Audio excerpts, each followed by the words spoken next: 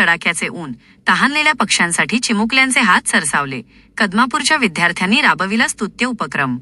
सध्या बुलढाणा जिल्ह्यातील उन्हाचा पारा मोठ्या प्रमाणात वाढला आहे. वाढत्या उष्णतेमुळे अनेक ठिकाणी पाण्याचे नैसर्गिक स्रोत आटले असून वन्यजीव आणि पक्ष्यांच्या पिण्याच्या पाण्याचा प्रश्न गंभीर बनला आहे. बुलढाण्याच्या ज्ञानगंगा अभयारण्यामध्ये अनेक जाती प्रजातीचे पक्षी वास्तव्यास आहेत. अशावेळी या पक्ष्यांना पिण्याचे पाणी कमी पडू नये आणि त्यांचा उष्माघाताने मृत्यू होऊ नये यासाठी खामगाव तालुक्यातील कदमापूर येथील जिल्हा परिषद शाळेच्या विद्यार्थ्यांनी एक पाऊल पुढे टाकले आहे.